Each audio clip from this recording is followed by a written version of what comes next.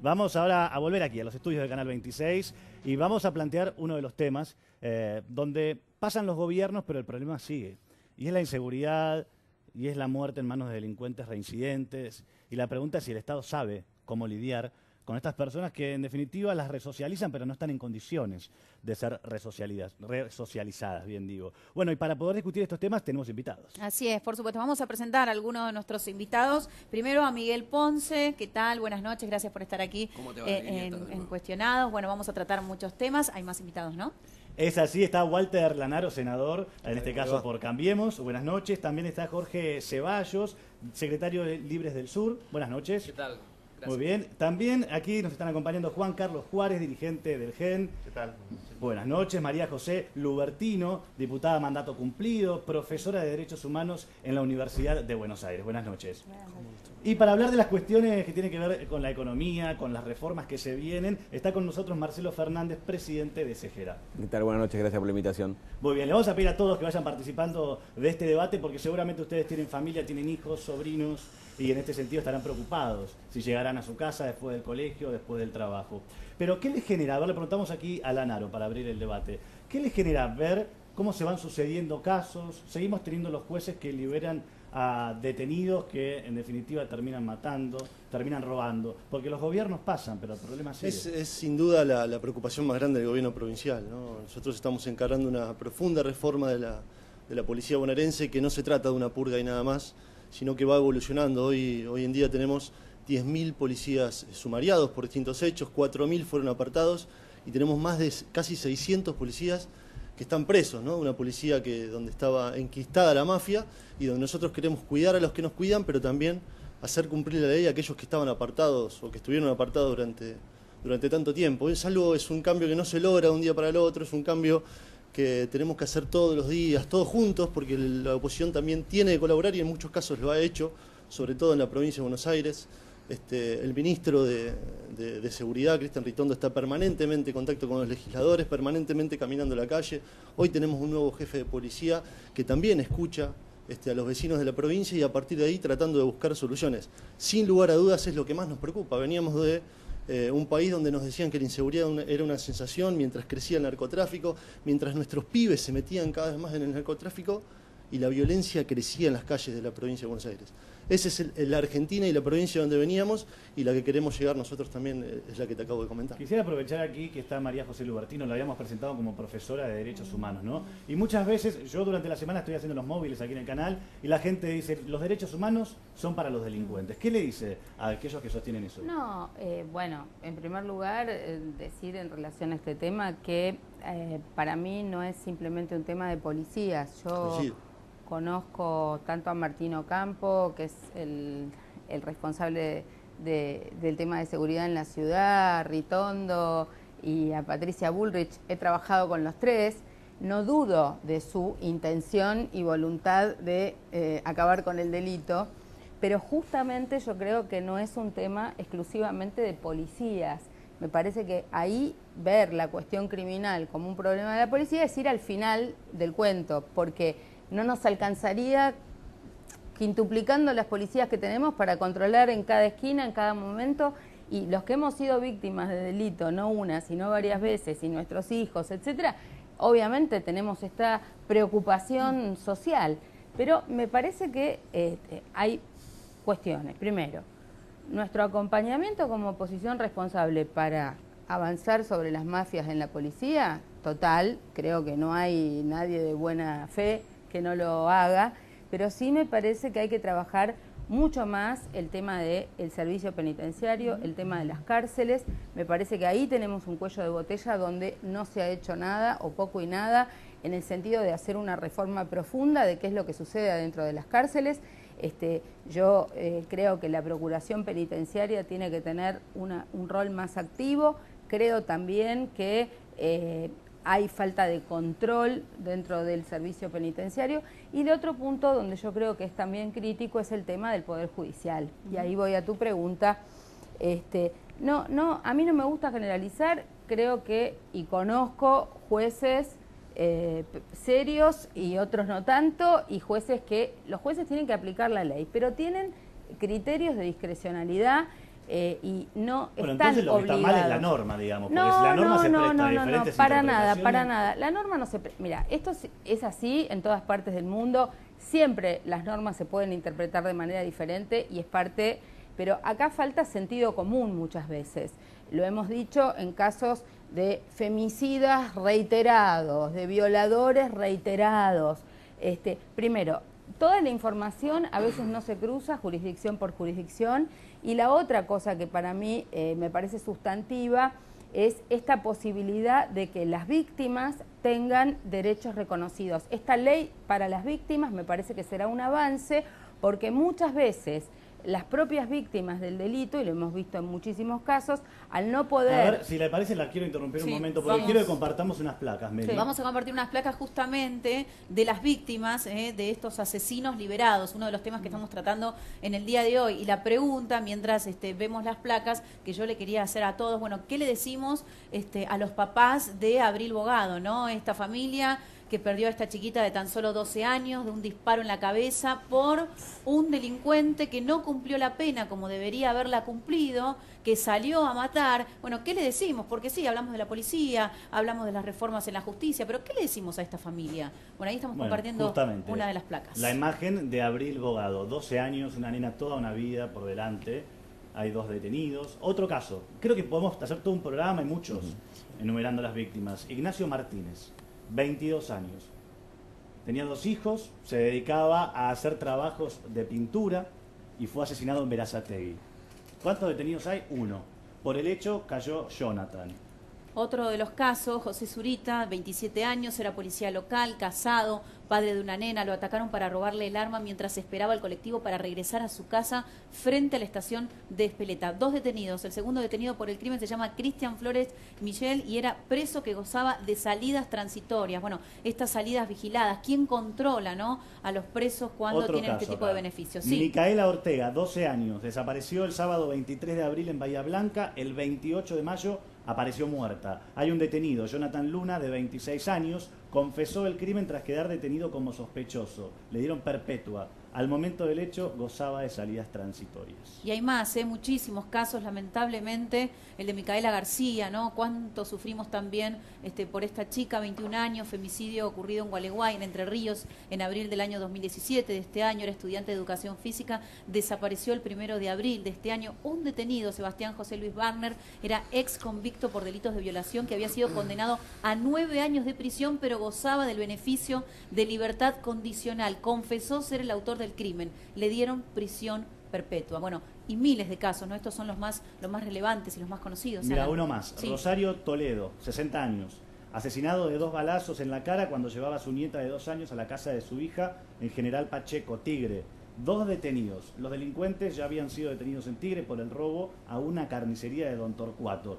Uno de ellos gozaba de salidas transitorias. Se repite esto, salidas transitorias. Cuando no corresponde porque reinciden. No cumplen la pena como debería haber sido. Lorena Sosa, otra de las víctimas, 21 años, fue asesinada junto con la pequeña Jazmín, de 3 años, Pablo Sosa, 65 años, padre de la mujer, y Javier Luque, de 25, hermanastro de Lorena. Un detenido, después de salir de prisión, Diego Arballo Perotti, cometió el cuádruple crimen de Hudson. Ustedes seguramente también se acordarán, ¿no?, de este caso. Quiero ver una más y ahora vamos a dar el pie. Por respeto a las víctimas también. Tatiana Colosier, 33 años, golpeada, violada, asesinada en Resistencia Chaco. Un detenido, el taxista Juan Ernesto Cabeza, quien había sido condenado a 24 años de prisión por 4 abusos sexuales y había cumplido ya 16 años en la cárcel. A un mes de salir en 2013 cometió el hecho que luego confesó y le valió una condena a perpetua. Quiero destacar algo. ¿Por qué estamos tomándonos el tiempo de mostrarles a las víctimas? Para visualizar, para visibilizar.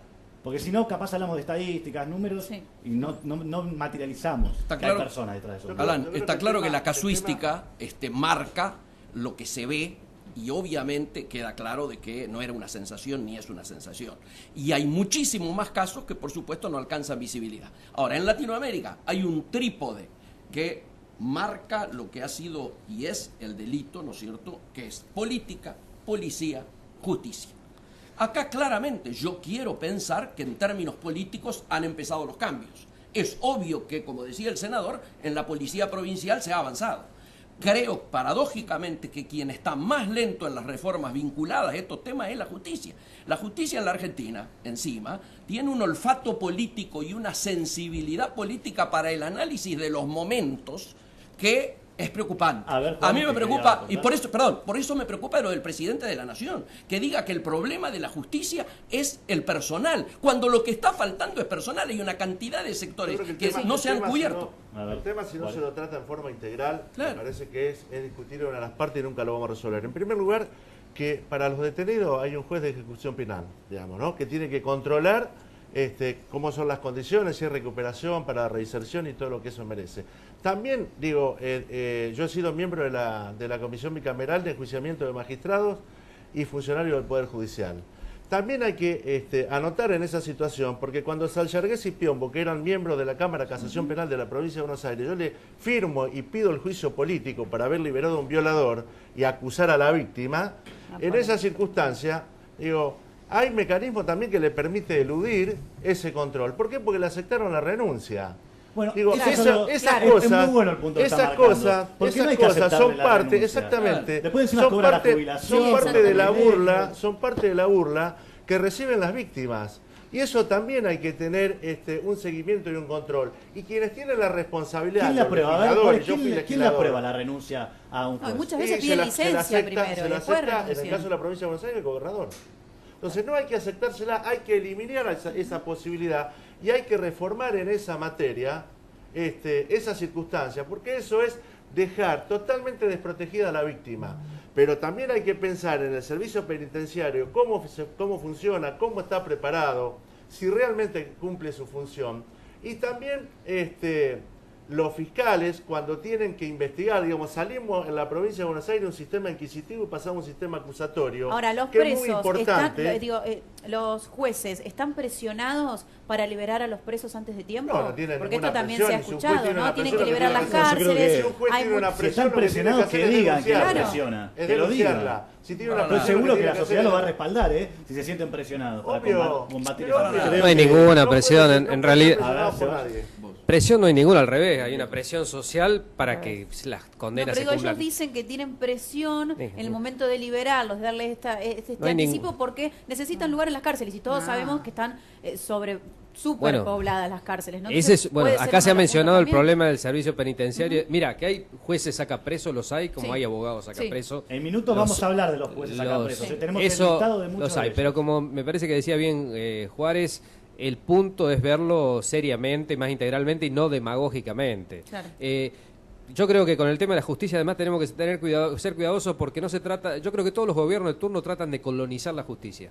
O sea, cuando llegan ponen los jueces amigos de ellos, digamos, y los que vienen, digamos, y sacan y presionan a los que estaban antes, digamos, ¿no? Empiezan a apretar. Hoy en Comodoro Pi pasa eso. Todo el señalamiento que hay en la justicia es para buscarle un lugar. Pero para, te quiero decir una cosa.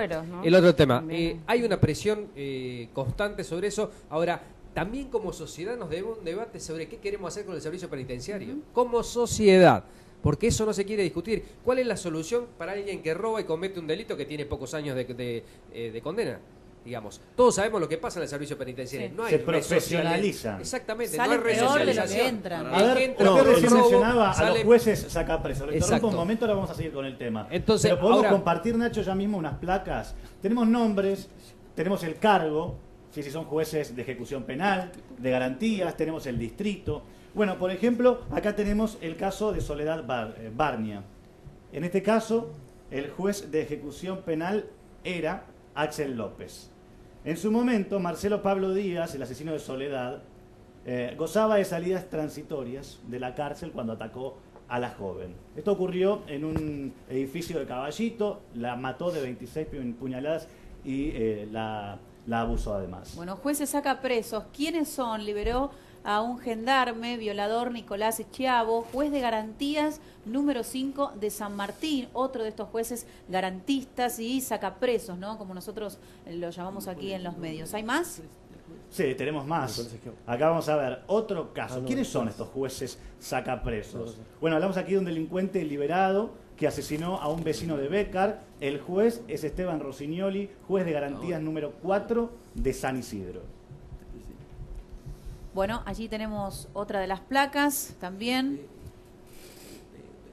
Liberó a un violador que reincidió. Juan Galarreta, juez de ejecución del juzgado número 2 penal de la ciudad de Mar del Plata. Otro de los jueces también garantistas, y la polémica sigue. Exactamente, mira, vemos ahora unas placas más y hay... Sí, es corrupto, juez claro, que acepta, digamos, concretamente, plata, digamos, para poder liberar. Es otra cosa. Una cosa es el criterio filosófico, doctrinario, lo que sea. Me parece que no hay que confundirlo. Esos son Bueno, pero ¿quién los criterios. controla? Bueno, el ¿Quién organismo los supervisa? tiene, Claro. bueno, tiene que haber control, pero digo, lo que no podemos confundirnos nosotros, porque por ahí se mencionan a, digamos, a jueces que tienen un criterio determinado vinculado a la resocialización, a que el sistema carcelario, en vez de socializar, los perfecciona como delincuentes, digamos, y otra cosa es aquel juez que simplemente lo que le interesa es si le traen la moneda. A ver, pasamos a los resultados. Aparte hay otra cosa. No, no hay que generalizar. Entonces, que no interpreten No hay que la generalizar. norma para beneficiar no siempre hay al que delincuente. generalizar. Primero, las garantías están puestas para todos nosotros, los ciudadanos, para que no haya una injusticia, para que no seamos avasallados. Y el juez tiene herramientas. Si tiene un caso delicado, lo que pasa es que yo te hablo de los temas que manejo yo, que son los de violencia de género. En la mayoría de los casos donde tenés un violador reincidente o no cruzan la información de una jurisdicción con otra, entonces el tipo mató a una mujer en un lugar, no tienen la información de otro lado, escúchame, vimos en televisión que el responsable, el director de reincidencia, decía que no había información correcta y que no se cruzaban todos los datos de una jurisdicción con otra. Entonces puede ser que una persona que delinquió en una jurisdicción, el juez al momento de decidir, que o obviamente... las víctimas que no se enteran que ya lo habían liberado al Bueno, delincuente, entonces, también pasa. esas cosas son graves. Por eso digo, la ley de las víctimas es importante para que tengan la palabra en el juicio, para que estén informados, etcétera, etcétera. Pero también acá hay un llamado al sentido común. Yo no creo que todos los jueces sean delincuentes ellos, o estén entongados, o saquen un preso porque están arreglados. Hay varias investigaciones periodísticas, ahora hay un libro de Tato Yang que demuestra, o por lo menos plantea una investigación. Que dicen, no se queda en el expediente, y lo libere al asesino. Yo lo que creo es, por un lado hay una recarga de juicios en muchos juzgados, si vos trabajaste en la justicia lo ves, yo cada vez que hago una denuncia penal, te toma declaración el tercero, del cuarto, nunca el secretario, están cargados. Yo entiendo la sobrecarga, pero obviamente eso implica que no hay un seguimiento de la causa. Si te llaman a ratificar 3 meses después, si llaman a un testigo un año después, las pruebas y todo. Hablábamos recién y yo coincido con lo que decía María José, Juan Carlos, que esto tiene que ver con una solución integral. No es solamente la justicia, como no es solamente la policía, como yo decía al comienzo del programa. Pero lo primero que tenemos que dejarle en claro a la sociedad es la decisión política de este gobierno, que ya no es parte de la mafia y que persigue a aquellos que no cumplen con la ley. En el caso de la justicia, lo primero que hicimos con el caso del servicio penitenciario fue remover a la cúpula después del mensaje que le dieron a la gobernadora después de la triple fuga. ¿no? Claro, Eso pero fue claramente un mensaje a la gobernadora. No sé si coinciden que necesitamos herramientas preventivas, porque el después, lo vamos a hacer hoy, necesitamos la prevención, necesitamos. El tema de la inseguridad es lo que más nos preocupa hablamos a todos. de los criterios de los jueces cuando liberan a los presos. En cada uno de esos casos lo que tenemos que ver es la evaluación psicológica que se le hizo al preso antes de que el juez tome la decisión. ¿Por qué no le dan en el lugar caso a de los Abril, informes? ahora voy a eso. En el caso de Abril, la evaluación psicológica era negativa y el juez lo liberó igual. Entonces, ¿qué tenemos que hacer nosotros? Pero después estaba también casación, con dos jueces más que convalidaron la Pero ¿qué tenemos que hacer nosotros? Dejar esto menos a criterio del juez y más en una norma, dejarlo específico en una norma en qué caso se puede liberar y en qué no. Se haga cargo de lo que pasa, ¿no? Hoy mismo hay un proyecto en la legislatura de la provincia, en el Senado de la provincia, para que en el caso de homicidios, en caso de violencia de género, de lesiones graves, no exista la posibilidad de escarcelación. Me parece que esas son las medidas concretas que tenemos que ir tomando para solucionar estos temas. Sin lugar a dudas, debe cumplir los 10 años de prisión. Sin lugar a dudas. Sí, yo particularmente, escuchando, no soy un entendido del tema, pero por supuesto como mi rol de empresario, por eso como ciudadano yo creo que debe haber políticas de Estado. Vos fíjate después en el tema que vamos a discutir, seguramente en economía y producción uno viene reclamando lo mismo, política de Estado. Y en esto tendría que ser que no puede haber oposición o gobierno o opiniones diferentes. Yo creo que de una vez por todas deberíamos realmente estar de acuerdo en lo que queremos, cómo nos queremos proteger de todo esto y cuáles son las penas y todo eso que se estaban hablando acá que se deben cumplir. Nosotros humildemente lo que hacemos es de la Confederación General Empresaria de la República Argentina como consejera, somos la única entidad gremial empresaria, perdón por el aviso, pero es la realidad que estamos capacitando en el Servicio Penitenciario Federal y bonaerense aquellos detenidos que ya está por cumplir la pena y que tienen muy buen informe, lo estamos capacitando. Bueno, eso es lo que está bien y lo que hay calzado, que por eso lo digo, por ahí eso, sí está bien, pero viste que estas buenas noticias a veces esas cosas quedan. Por supuesto que no le podemos decir nada a los padres y las familias, las víctimas con esto, ¿no? Pero nosotros estamos tratando de formar profesionalmente a los que están por salir, justamente en oficios para que se puedan realizar rápidamente. Un mensaje que va llegando con el hashtag cuestionados en Twitter. Dice Gustavo Bachman, debe pasarse una ley que lleve a jury automático al juez que libere a un detenido antes del fin de su condena, que reincida matando o violando. ¿Qué piensan ustedes? Bueno, me parece muy bueno que se debata en el Congreso de la Nación.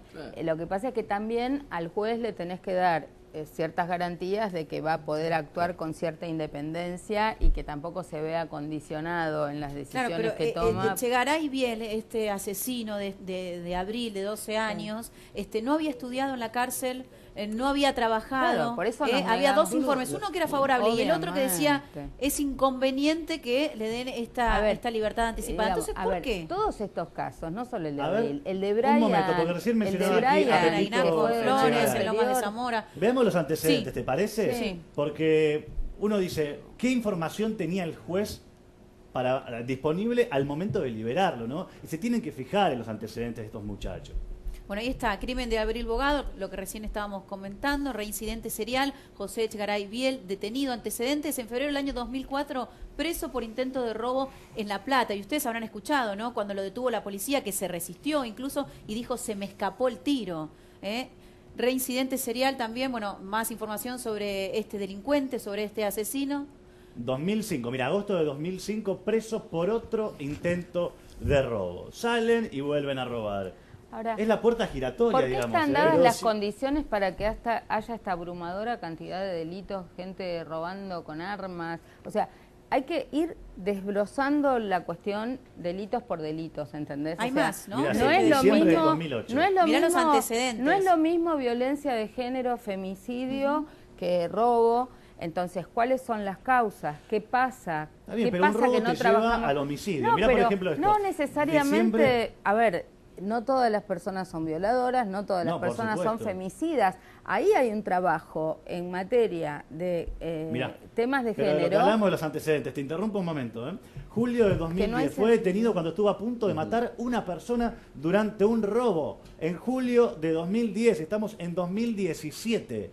Sí. Se podría haber evitado esto 7 años antes. Claro, exactamente. Ahora, ¿qué le dice el juez a la familia de la víctima? ¿Con qué cara todavía sigue siendo juez este hombre? El problema, Alan, es que si el juez hizo esto es porque pudo, porque la legislación se lo permite. Exacto. Lo que tenemos que hacer nosotros es coartarle el criterio al juez en algunos casos y después darle, como decía María José, las garantías al juez para que tome la decisión de acuerdo a lo que él piense y los elementos que tiene adelante. Pero también hay elementos, digo, los jueces toman decisiones, los fiscales toman decisiones, los legisladores y los gobiernos toman decisiones. Tomar decisión implica una responsabilidad. Claro. Exactamente. Esa responsabilidad tiene que estar acompañada de un seguimiento y ese seguimiento tiene que cumplirse. Ahora, ¿qué pasa si este juez va preso? ¿Cuánto se analiza el funcionamiento de la justicia en la comisión bicameral, por ejemplo?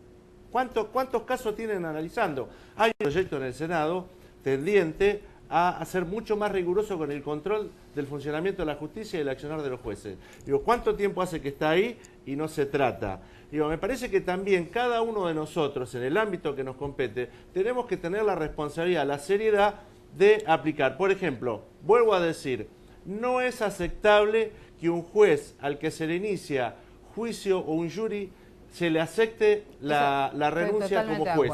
Eso hay que limitarlo absolutamente. Y eso depende de una ley. Claro. Y yo comparto la visión de la gobernadora de luchar contra las mafias y de luchar a favor de la transparencia. Pero eso ya tiene que ser una ley limitando esa posibilidad, porque le da carta blanca, le da la posibilidad de tomar la decisión que mejor le parece, total renuncio, y además me aseguro los derechos previsionales después para jubilarme. Yo coincido con lo que decís en principio. Lo que pasa es que lo que tenemos que analizar es que mientras el proceso avanza, el juez sigue tomando decisiones y sigue dictando sentencias. Entonces, a veces, para evitar el mal mayor, digamos, él acepta una renuncia para que deje de cumplir funciones. Después vemos cómo lo resolvemos. ¿Se acuerdan del caso de Caela García de Gualeguay? ¿Pero qué quiere decir por esto? depresión. ¿Pero qué quiere decir? ¿Qué quiero decir con lo que le digo Juan Carlos? Que evidentemente hay una laguna que tenemos que solucionar. Yo entiendo lo que decís vos y lo comparto, pero mientras tanto, mientras el proceso dura, el juez sigue tomando... Claro, pero el juez no debería estar más cerca, que obligarlo a que Hugo se López tome Carrivero, licencia, obligarlo abogado que ahora va a estar con nosotros. Él dice, los jueces no deberían estar más cerca de los servicios penitenciarios en vez de estar en una oficina. Los jueces no deberían estar en el servicio penitenciario, tener contacto, ver qué hace el detenido, si trabaja, si estudia, cuáles son, no solamente un informe, leer, y encima ni siquiera el de ejecución penal tiene que estar haciendo el seguimiento de los casos, si no puede liberar gente, si no puede cumplir con esa cobertura que tiene que hacer. Se necesitan más jueces, como seguramente podemos coincidir que necesitamos más jueces porque y más cárceles, hay muchos me parece casos. También, ¿o no? O más justicia. Si el sistema judicial funciona, al tipo que mató, que robó, capaz podés soñar con resocializarlo. El tema es así. Yo creo que hay más delitos cuando la gente ve que hay impunidad. Exactamente. O sea, si vos ves que cometés un delito y vas en cana... Los delincuentes saben mejor que nosotros el Código Penal. Por eso, cuando ven este desmadre, es que hay una tendencia a que no hay control, hay descontrol. Tiene que quedar expresado en el conjunto de la sociedad de que hay una decisión del Estado, como lo manifestaba recién, claramente, de que no se puede hacer lo que se quiere y que cada uno que tiene una función, sea en el servicio penitenciario, sea en el Ministerio Público Fiscal, o sea en la decisión de impartir justicia, cada uno debe cumplir su rol. Y eso tiene que quedar claramente establecido. Entonces, es el primer mensaje que necesita la sociedad para sentirse que quienes tienen distintas responsabilidades los protegen. Porque si no... Pero ¿sabés lo que necesita la sociedad? Es que no lo estemos discutiendo solamente por los medios, sino quienes tienen más acción política. Claro, la verdad que es lo que te decía antes. Para mí debe ser una cuestión de que nos sentemos todos los actores y todos los que puedan contribuir. Uno piensa, ¿no? No se puede pedir una colaboración de una universidad con chicos que están terminando ya, por ejemplo, psicología, que colaboren con el seguimiento. Y hacer seguimiento. No necesitan un juez como esta. Se podría hacer convenios, se hacen en tantos aspectos, convenios con la Ahora, ¿no hay que construir más cárceles también? Sí, también, pero debe ser una política de Estado. No podemos discutirlo. ¿Qué opina? Para mí la seguridad o la inseguridad no es de derecha, ni de izquierda, ni de centro.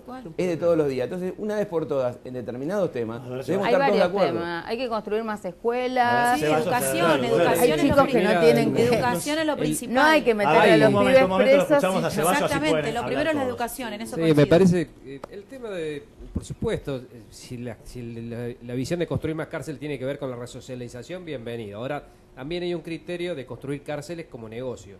O sea, son negocios de licitaciones, etcétera, y la prestación de determinados servicios como negocio, y ahí no resolvemos nada, ¿no? Vos mencionaba el tema de los informes. Los informes, en muchos casos, están totalmente, digamos, fraguados, no sé cómo llamarlo. Por eso digo, el contacto del juez con los detenidos. Entonces, sobre esos temas, a mí me parece que hay que mirarlo desde una visión para evitar que fragüen los informes y con cierta... no pueden sacarle la matrícula, no sé, a un psicólogo, a un psiquiatra, que no ejerza más. Pero la herramienta está igual. El sentido común hay que aplicar. Bueno, pero es que el tema de las complicidades es toda una cadena. Entonces, y eso va, como acá mencionaba, une a varios poderes. Entonces, el tema de la ejemplaridad que tiene que haber, por ejemplo, de parte de los funcionarios políticos es fundamental. Claro, cuando nosotros tenemos nosotros compartimos inconveniente que esta persona salga, ¿por qué no se hace? Que tienen, han tenido condena, digamos, una serie de cosas. Bueno, la verdad que para abajo la cadena de ejemplaridad no funciona. Entonces están todos viendo cómo hacen su propio negocio. Entonces a mí me parece que tenemos que plantear seriamente más el problema en toda la sociedad. Bueno, y la responsabilidad, por supuesto. Yo creo que desde el Poder Legislativo pueden tomar cartas en el asunto. Bueno, pero... Y tal vez no pueden, tal vez deben. No, pero es lo que yo te comentaba. Más allá de lo que te comentaba de la policía, hay dos proyectos en particular en el Senado de la provincia. Uno ya se aprobó, está en diputados, y el otro se presentó ahora en el Senado, que tiene que ver con la ejecución de la pena y con limitar la excarcelación a los delitos graves, a homicidios, lesiones graves. El senador Juan Pablo Alan lo presentó y ya va a estar en debate y ya va a estar en discusión. Se aprobó también, como decía María José, la participación de las víctimas en el proceso penal y en la ejecución es fundamental. ¿Violación también pone? En la violación también. Entonces, lo que tenemos que hacer es darle una solución integral, donde participen los tres poderes. Por ejemplo, lo que sucedió en La Salada o lo que pasaba en La Salada, era imposible que lo haga solamente la policía o solamente el Poder Ejecutivo. Esto era una complicidad política, judicial, policial, sin ningún lugar a duda.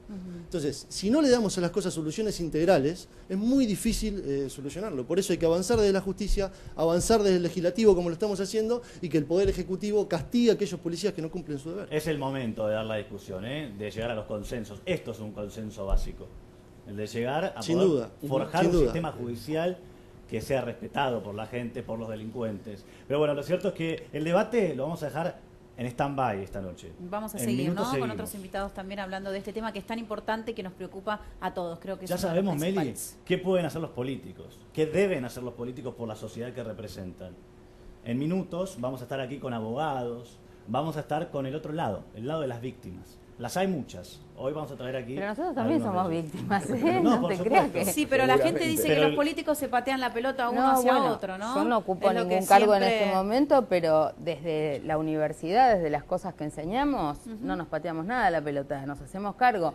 Y estamos del lado de las víctimas, seguro. Y estamos cada vez que hay una mujer violada y estamos cada vez que hay un femicida liberado, movilizándonos. Creo que el ejemplo del movimiento de mujeres a lo largo y ancho del país, que se autoorganiza para hacer escraches, cuando el Poder Judicial libera a un violador o cuando hay alguien que aparece en un barrio y que es un violador reconocido, es un grado de organización y capilaridad social del tema que me parece que es un ejemplo. Bueno, como verán, el tema da para hablar y es bueno que lo podamos discutir en el marco respetuoso con distintos representantes de diferentes fuerzas y espacios también. En minutos vamos a hablar de la cuestión económica, pero sin irnos tanto de la cuestión judicial, tenemos que hablar de la detención de exfuncionarios kirchneristas. Uno de los últimos detenidos fue Julio De Vido, ministro de Planificación durante 12 años, hombre que siempre acompañó al matrimonio Kirchner. Y la pregunta que nos podemos hacer es si este hombre va a hablar. ¿Es el emblema de la corrupción en la era K, como muchos dicen, Juárez?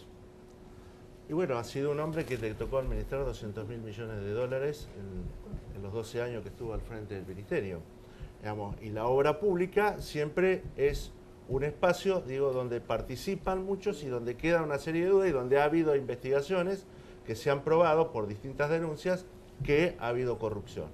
Sobreprecio, subvaluación de los productos que se adquirían y montones de cuestiones que hacen que hoy Julio De Vido esté detenido y que siga el proceso judicial para la condena definitiva como corresponde a él y a otros. Digo, lo primero que hay que hacer para ser serio en estos temas es que el acusado tenga el debido proceso objetivo, digamos, que pueda defenderse, que pueda presentar pruebas y que se lo condene con la ley y la Constitución en la mano. Eso es fundamental.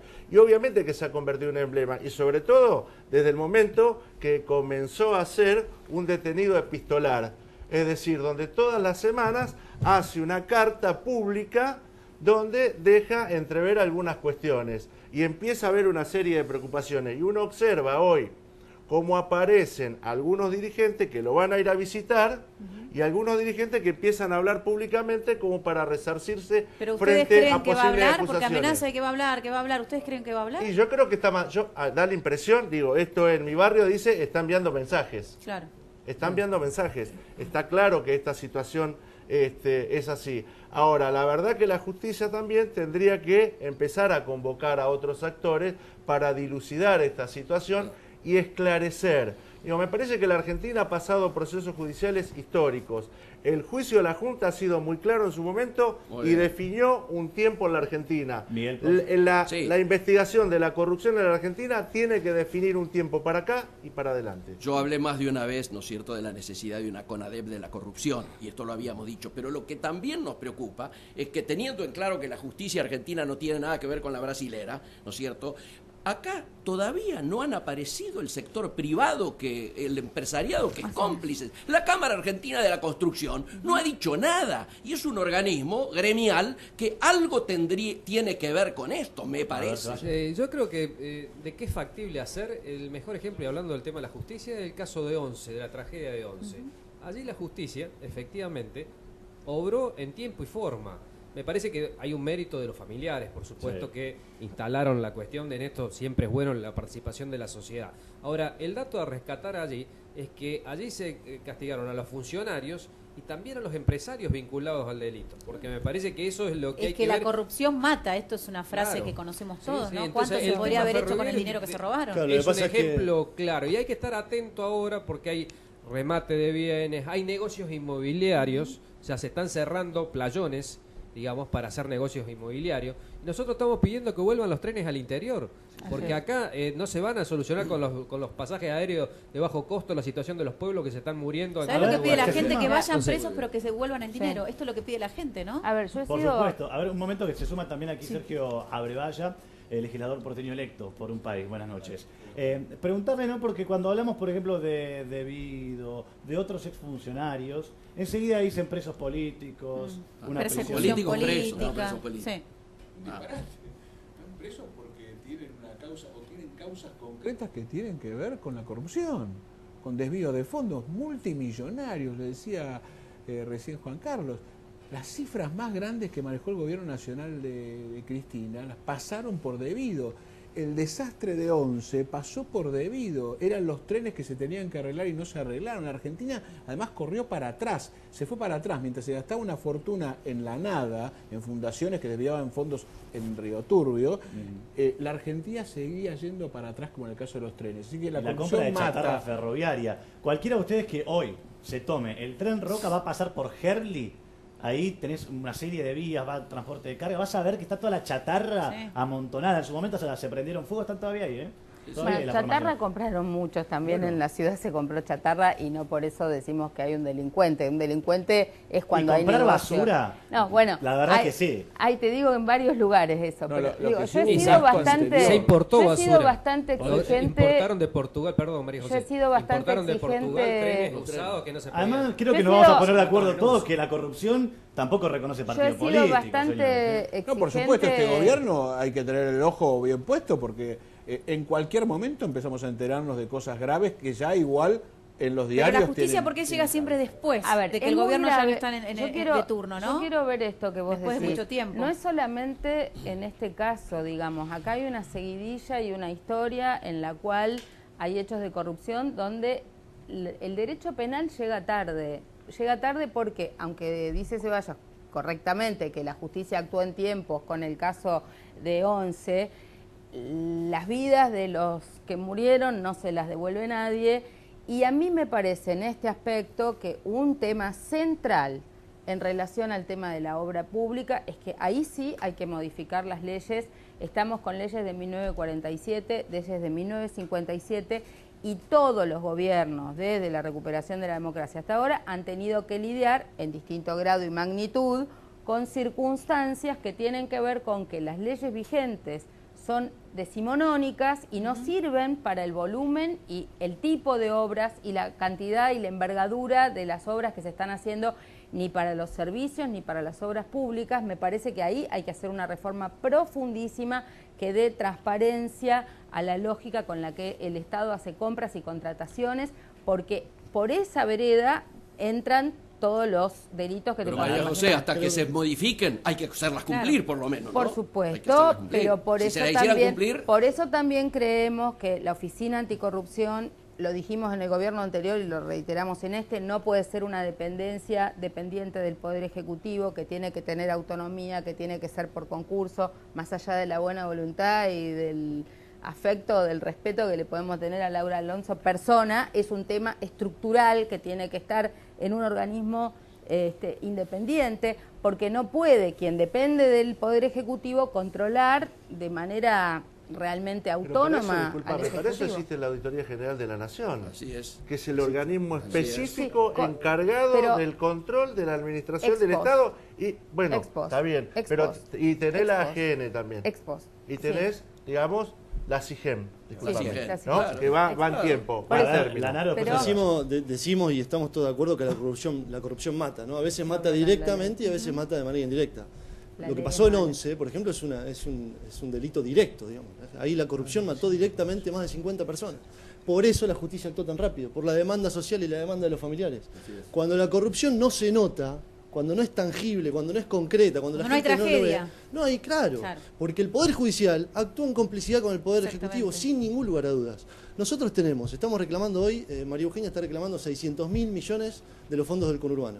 La deuda que tenemos en infraestructura con los vecinos de la provincia, con los bonaerenses, es aproximadamente la misma suma. 500.000 millones de pesos que le debemos en puentes, en caminos, en transporte ferroviario. Eso no es casual. ¿Dónde está toda esa plata? Porque el gobierno anterior cobró más impuestos que cualquier otro en la historia. Entonces, en algún lado está esa plata y está claro que tiene que ver con procesos corruptos, sin ningún lugar a duda. Sí. No, yo creo que es y lo que le deben a los muchas veces vimos lo que significa un jubilado. cálculo de escuelas, casas. 4 millones de familias en la Argentina no tienen casa, por ejemplo. Lo que significa ese contraste con la plata que se fue. Y en esta época, además, vimos la plata, la vimos. Salió filmada en los bolsos, salió la cocinera de Debido con propiedades y automóviles. Entonces, cuando dicen somos presos políticos, no, son chorros. Este es el tema. Este es el tema que daña a la Argentina en forma concreta con lo que falta, con el contraste de lo que falta. Y creo que además pasó otra cosa que es parte del debate que se estaba dando hace un rato, que es cómo funciona la justicia. Ha funcionado muy al ritmo de los ejecutivos. Las denuncias de todos estos temas tienen algunas varios años, no son de hoy. Lo que pasa es que la justicia bailó, fue apretada también, recordamos, hubo jueces apretados en el Consejo de la Magistratura, denunciados, con denuncias cajoneadas, se hacían las cosas bien. El procurador. A mí me preocupan dos cosas. Fue removido el procurador cuando quiso investigar a Vudú. Lo sacaron. Exactamente. Bueno, ahora démonos un momento. Igual hay una tentación en este tiempo que pase lo mismo. Muy bien. Me preocupan dos cosas. Un momento, María José. En minutos vamos a hablar también de los Paradise Papers. Eso. Ahí hay involucrados funcionarios actuales yo quería hablar de eso, muchos empresarios. Hasta la reina de Inglaterra. Sí, no. ¿Para qué quiere tanta plata? ¿Para qué quieren tanta plata? ¿Para qué quieren negrear, evadir? Si cuando te morís no te llevas nada. Es terrible, es terrible. Cuando estés en la cárcel no te cuando podés llevar nada. Cuando vemos los números del dinero ahora, que fugan... Dejamos picando el tema, porque otro de los asuntos que queremos tratar esta noche tiene que ver con las reformas que anunció el presidente que se están negociando. Reformas que involucran al trabajador, al empresario y hasta el jubilado, el siempre castigado jubilado. Le preguntamos aquí a Marcelo Fernández, después también a Miguel Ponce, ¿no? ¿Qué vislumbran que va a pasar a partir de que se empiecen a aprobar estas reformas? Digo, ¿qué va a pasar con los salarios, con la inflación, con el dólar? Porque en Argentina se mueve el dólar y nos asustamos todos. Bueno, la verdad que hiciste varias preguntas. Si tenés 3, 4 de la mañana. Una hora para hablar. Breve, la resume muy bien. Sabemos que tenemos el breve. Mirá, primero que las reformas tributarias y laborales, nosotros como consejera realmente nos enteramos a través de los medios, estamos esperando la posibilidad que los ministros nos visiten, lo hicieron en alguna institución, por ahí más grande, o sea, como la Unión Industrial, pero bueno, nosotros pretendíamos que las pequeñas y medianas empresas, sobre todo las industriales, también pudiéramos escuchar del gobierno la reforma y poder dar nuestra opinión. De lo que vemos, por supuesto, que es lógico, y lo que me están viendo, cuando un empresario le dice que van a bajar impuestos, levanta las dos manos. Pero nosotros tenemos que ser conscientes también que tenemos que ver. Nosotros nos decimos baja de impuestos porque sabemos que eso repercute en la recaudación. En otro lado. En otro lado. Entonces, nosotros decimos direccionarlos. Quisiéramos aportar esto. Sabemos que hay sectores que no pagan. Hay muchos que no pagan. Y también, cuando hablamos de la reforma laboral o en el tema laboral, nosotros siempre sostuvimos de CGera que obviamente hay que combatir el trabajo negro. Para nosotros, mucho más que preocuparnos del trabajo negro, nos preocupan las empresas. Que están muy presionadas por los impuestos. Claro, pero nosotros por eso existen empresas no registradas. O sea, eso es lo que hay que atacar, porque las empresas no registradas son las que trabajan los trabajos registrados. Está mal por que ejemplo, yo que tengo 100 clandestinos. Claro, pero Alan, está mal que yo que tenga 100 personas tenga 2 personas en negro, ¿sí? Está mal. No debe existir porque no debe ser así. Pero me parece que no es lo tan grave como que haya directamente empresas que están totalmente en la clandestinidad. Los que fugan, eso que dijiste de los Panama Papers o de los Paradise Papers. Sí, pero son las grandes, María José. Nosotros no podemos fugar nada. Nosotros mañana tenemos que abrir la ventana y ver cómo producimos. Entonces, te conozco a vos, pero las grandes empresas fugan. No es solamente un tema de los políticos que aparecen en la lista. Yo en la línea de lo que estaba desarrollando Marcelo, que ellos lo viven en carne propia y además representan a las pymes, uno de los sectores que se ve posiblemente más perjudicado con el tema de la reforma impositiva, ¿no es cierto?, junto con las cooperativas. A nosotros nos preocupan las dos reformas que vos mencionaste, porque se tocaron esas y nos preocupan todas, pero básicamente en términos de lo que es la reforma laboral, obviamente todos estamos de acuerdo con los dos temas que son mirados unánimemente como positivos. Léase, la salida de la informalidad, o sea, buscar la formalidad de los trabajadores, y por otro lado el tema de la capacitación. Eso no está en discusión. La preocupación son con aquellos aspectos negativos que nos retrotraen a cuando ni siquiera existía la OIT. Hay derechos laborales, se pretende abaratar el costo del despido sin causa, no contemplando allí el tema de las horas extras, no contemplando el tema de las comisiones, que muchos forman parte de los salarios, ¿no es cierto? Y además está esta situación de perderse la situación de responsabilidad solitaria cuando se terceriza el trabajo. ¿Es algo similar a la flexibilización laboral de Brasil, por ejemplo? No es similar. Va en la línea. En toda Latinoamérica están intentando hacer esto. Obviamente una reforma como la de Brasil, yo lo dije acá un domingo, no puede pasar por un problema histórico, por un problema cultural, por un problema del peso de las organizaciones gremiales, tanto gremiales de trabajadores como empresarias. Otra la situación. Sí. Y en términos de la reforma impositiva, claramente hay algunos aspectos que son importantes y que son necesarios para la búsqueda de competitividad y la reinserción de Argentina de manera inteligente y no boba al mundo. Pero también hay una cantidad de elementos allí que aparecen nuevamente gravando a la producción y al consumo y gravando, ¿no es cierto?, a las pequeñas y medianas empresas y a las cooperativas. Se le va a meter ganancias a las cooperativas. A ver, Juárez, y después Lanaro. Yo creo que, digamos, coincidamos en una cuestión. Las pymes generan más del 70% de los puestos de trabajo en la Argentina. Con lo cual, la pyme lo que tiene que ser es fortalecida.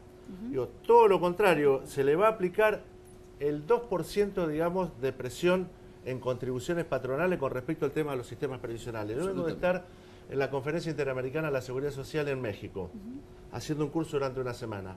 Digo, la verdad que cuando uno ve el contexto de la tipo... Participé con otros representantes de Latinoamérica. Cuando uno ve el contexto de Latinoamérica, digo, todo esto significa un retroceso. Digo, la Argentina sigue siendo todavía la nave insignia en Latinoamérica con respecto a los derechos. Y cuando hablamos del sistema jubilatorio, a pesar de que el sistema no está como a mí me gustaría, todavía tenemos una tasa de retorno para los jubilados que alcanza casi el 70% frente al 26% que es México. Digo, ¿qué queremos? ¿Parecernos a México?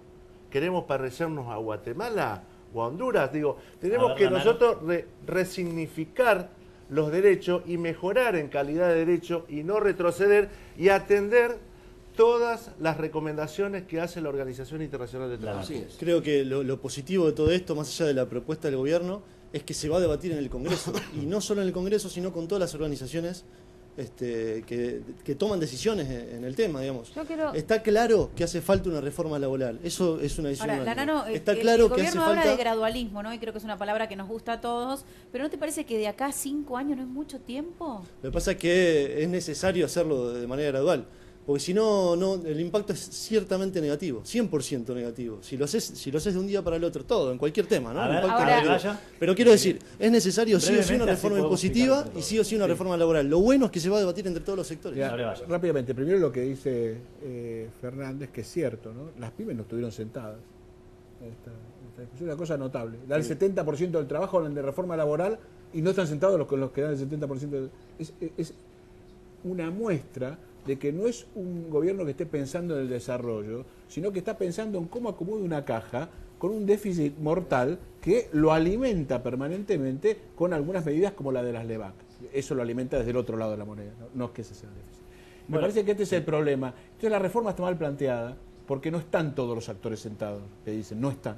Y por supuesto, si querés una Argentina con desarrollo, la manera es que la pyme sea la que surja y la pyme tenga posibilidades desde lo impositivo. Sí, yo abonando fue lo que decía Sergio, es que es así, pero bueno, yo sostengo que el gobierno invita a quien le parece, tiene todo el derecho, lamentablemente tal vez no juzgó que nosotros nos encantaría, pero tiene todo el derecho, digo, vos fíjate que siempre las pequeñas y medianas... No, yo no lo reclamo a nadie, Melissa, porque el gobierno lo eligieron y tiene el derecho de sentarse con quien le parezca. No, pero ustedes, si ellos quieren participar, pero sí, bueno, hubo invitaciones, pero no estudió, pero no importa, eso no creo que sea el eje de la cuestión, porque igual no lo hacemos mediáticamente con el espacio que ustedes me están dando, y alguien seguramente nos está viendo y mañana le pasará algún chisme de lo que uno dijo, pero digo... A mí lo que me parece es que de una vez por todas las grandes empresas que tienen su interés y su lobby no pueden ser que influyan tanto en las opiniones y las pequeñas y medianas después lo paguemos. Fíjate, cuando suspenden o despiden, todas las movilizaciones que se hacen, porque las grandes empresas lo hacen y nosotros no lo hacemos, lo pagamos las pequeñas y medianas porque se hace un paro, se discute y nosotros lo pagamos. Cuando las grandes tienen problemas con los temas laborales y les parece que la ley que hay es muy complicada para las grandes empresas, se preocupa la CGT porque las grandes dicen esto, entonces empezamos a hacer una discusión que las pymes no somos parte, ni siquiera nos importa. ¿Sabés qué necesitamos nosotros, Alan? Mercado interno. Claro. Con mercado interno después discutimos todo. Nosotros necesitamos el consumo después. Bueno, a ver, tenemos muchos temas para tratar y antes habíamos dejado picando la cuestión de los Paradise Papers. ¿Sí? Es el Consorcio Internacional de Periodistas que empezó a investigar estos paraísos fiscales desde donde se montan, gracias a unos estudios de abogados, unos buffets muy importantes, estructuras financieras que en definitiva lo que permiten es lavar activos, corromper, evadir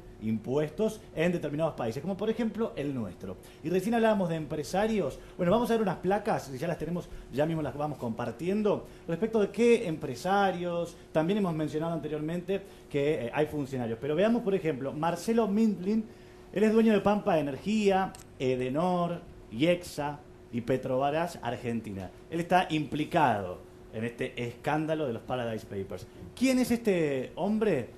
Viste ahí bien, ¿no? Edenor. Acordate después cuando te quedas sin luz. Cuando aumentan la tarifa. Te aumentan la tarifa, bueno. Esta gente termina llevándose el capital afuera y lo vuelve a ingresar de otra manera. ¿Para qué? Para no tributar. Eduardo Elstein, Meli. Así es, CEO también de IRSA, empresa líder del mercado inmobiliario, uno de los implicados también en estas nuevas revelaciones. Ricos, mucho poder, mucho lavado de activos, bueno, involucrados también en este escándalo, como decía Alan, esta investigación, que son los mismos que investigaron en el Panama Papers, bueno, ahora Paradise Papers, y otro de los implicados también en este escándalo de los paraísos Papers en distintas islas donde, por supuesto, envían el dinero. ¿Tenemos más? Hay efectivamente un tercero, sí, ahora vamos a ir compartiendo, por supuesto, todas las placas. Tenemos que hablar de Marco Galperín, ¿sí? En este caso, tenemos que decir que es el fundador de Mercado Libre, al que, por cierto, le están ahora mismo pidiendo que abone unos 500 millones de pesos, si no estoy equivocado. Bueno, como ven, estas personas, empresarios, están involucrados en este tipo de maniobras. Y por otra parte, también tenemos dos ministros, ¿sí?, que están involucrados, entre ellos el ministro Aranguren. Estamos hablando de Aranguren, ministro de Energía, y también el titular de Finanzas, Luis Caputo, entre otros famosos, personalidades destacadas también del mundo del espectáculo, hasta Bono, que uno no se lo imaginaba. Ahí vemos, bueno, entonces, compartimos ¿qué nuevamente pasa, la Meli? placa. Sí. En el verano, ¿no? Siempre que enchufás el aire, ¡pum!, te quedaste sin luz. Y decís, ¿quién es el dueño de la empresa, no? Ahí está. ¿A quién foto, le reclamo? Mirá, con foto y este es el hombre al que hay que reclamarle. ¿Sabes lo que significa esto? Evasión de impuestos. Es este el tema, es evadir. Pero yo digo, no les alcanza con toda la ocultar que las propiedades, es evadir impuestos. Es lo que hizo la también, reina de Inglaterra, vez, ¿no? y es lo que hacen estos tipos que te piden que pagues la cuenta de luz, porque si no te la cortan, ¿no? Ahora eso sí, te viene el aviso, no pagan los impuestos. Cuando hablamos de evasión de impuestos, una pyme no paga 400.000 pesos en un año, 401.000 pesos en un año de contribuciones patronales y automáticamente le aplican juicio por la ley penal tributaria. A ver, digo, ¿no? Y estos señores se yo llevan fortunas y nadie hace absolutamente nada. Lo que yo quería decir es que condenamos la corrupción del que revolea los bolsos, pero también condenamos esta corrupción, porque en términos de lo que no recaude el Estado, estaba viendo las estadísticas, esto equivale a de los problemas que se están diciendo ahora, de las faltas de escuela, de la falta de camino, de la falta de viviendas, creo que gran parte tiene que ver con esta fuga, y no es de ahora. O sea, nosotros recordamos de décadas atrás, ahora aparecen los Paradise, antes fueron los Panamá, pero sabemos que tanto esta administración como la anterior, los temas estallan y después no hay consecuencias. Y lo grave de esto es que el dinero en negro no solamente es evasión impositiva. En el mundo del dinero que circula, más de la mitad está en negro. Y eso también permite que haya corrupción.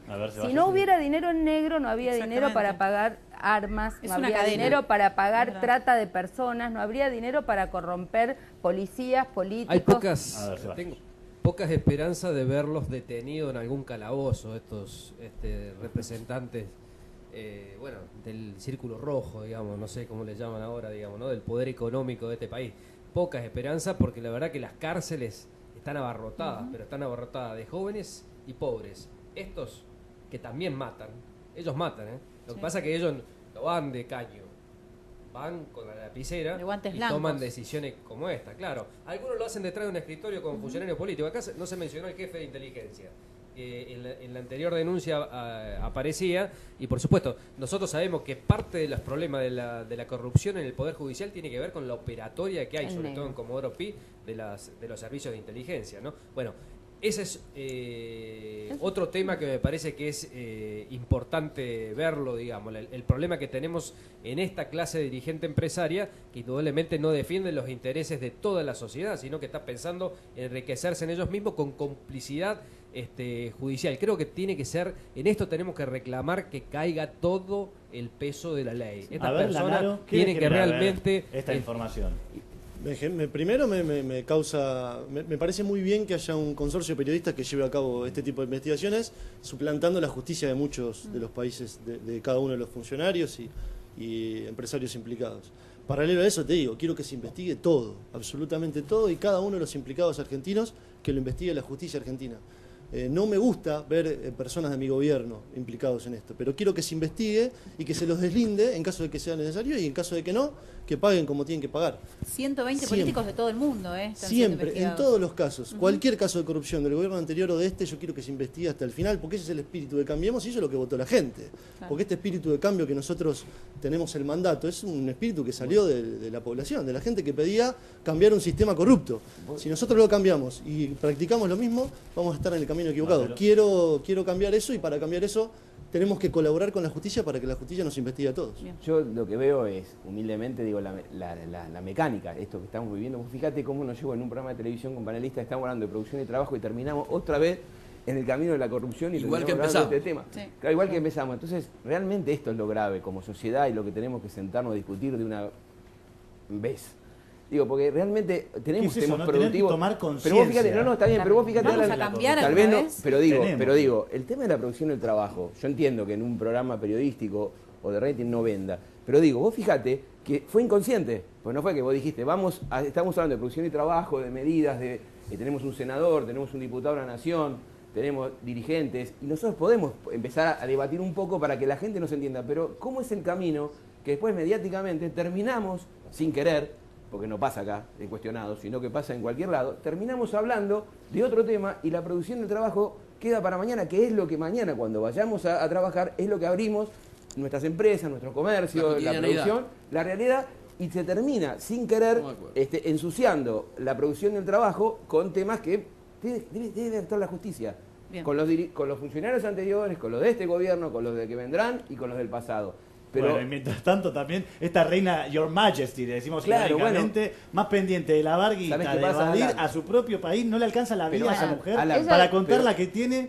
¿Por qué mejor no se pone a negociar está muy con lejos, Malvinas, pero está muy lejos del laburante y del empresario que va a ver mañana. Digo, son temas que tenemos que debatir. Por suerte ahora se está debatiendo. Esperemos llegar a la mejor, aprovechando que hay un senador provincial, un diputado nacional, que llegue la mejor ley en cuanto a reforma tributaria y reforma laboral, que entre todos, que no sea de un partido político, sino que sea estatal, del Estado, para que todos podamos rápidamente volver a trabajar y volver a producir. Bien, vamos a analizar, ahora seguimos, vamos a analizar una placa donde una frase textual del jefe de gabinete que dijo, hay que terminar con el mito del peronismo. Dijo, se puede gobernar sin el peronismo. Vamos a compartir el textual de Marcos Peña. Ahí está, murió el mito, se puede gobernar sin peronismo. Bueno, Lanaro, ¿qué opinión te merece al respecto? Sí, yo me permito, con todo el respeto que me merece Marcos, de corregirlo y le saco peronismo y le pongo justicialismo, ¿no? Porque me parece que el problema de la Argentina en los últimos años fue que muchos tomaron las banderas peronistas de la justicia social y bueno, lo que hablábamos recién de la corrupción, ¿no? Me parece que tiene que ver con eso. Pero sí, demostramos que se puede gobernar sin el justicialismo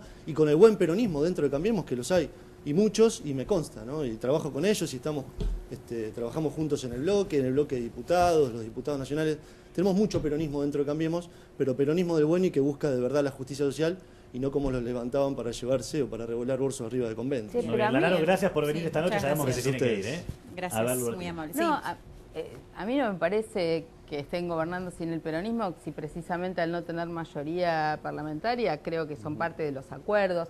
Aparte me parece que hay que hacer una Argentina donde no haya excluidos, porque parte del error del gobierno de Cristina fue tal vez generar una situación de división que dejaba afuera a una mitad que no se sentía incorporada, por eso pierde la elección, por eso tan contundente. Entonces me parece que si hay un cambio de actitud tiene que ser precisamente la del diálogo, la de que no haya exclusiones, la de que no hagamos un estereotipo ni de los peronistas ni de los antiperonistas, que podamos escucharnos los unos a los otros. Me parece que a veces se habla de diálogo y no hay disposición de escuchar lo que realmente el otro piensa para incorporarlo en la solución, si no, no hay diálogo. Y yo creo que el peronismo está en este momento, en un momento de apogeo, digamos, si no...